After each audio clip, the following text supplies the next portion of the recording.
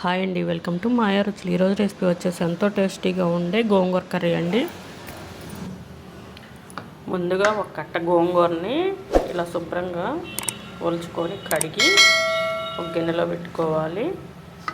దీనిలోకి ఇప్పుడు 2 ఉల్లిపాయలు ఇలా సన్నగా కట్ చేసుకొని వేసుకోండి.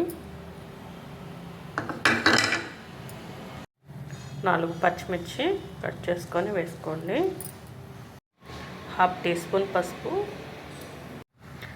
1 టీ స్పూన్ కారం ఇలా వేసుకొని దీనిలోకి ఉడికించుకోవడానికి వాటర్ పోసుకొని ఇలా స్టవ్ మీద పెట్టుకొని ఉడికించుకోవాలి. ఒకసారి మధ్యలో మూత తీసి ఇలా గంటతో బాగా మిక్స్ చేసుకోవాలి. ఇలా బాగా మిక్స్ చేసుకోవాలి. ఇలా మిక్స్ చేసుకున్నాక మళ్ళీ మూత పెట్టుకొని ఉడికించుకోవాలి. ఇలా ఉడికితే సరిపోతుందండి. ఇప్పుడు స్టవ్ ఆపేసుకొని గోంగూరని మెదుపుకోవాలి. కూరకి తగినంత ఉప్పు వేసుకొని ఇలా మెదుపుకోవాలి. మ్యాషర్తో కానీ పప్పు గుత్తితో కానీ ఇలా మెదుపుకోవాలండి.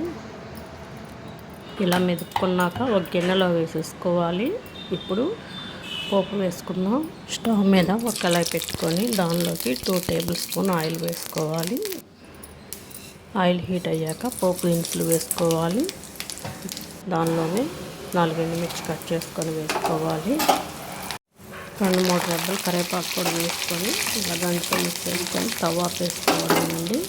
ఇప్పుడు ఈ పోపుని గోంగూర కర్రీలో వేసేసుకోవాలి. వేసుకొని గంటతో మిక్స్ చేసుకుంటే ఎంతో టేస్టీగా ఉండే గోంగూర కర్రీ రెడీ అయిపోయింది. తప్పకుండా ట్రై చేయండి, సూపర్గా ఉంటుంది.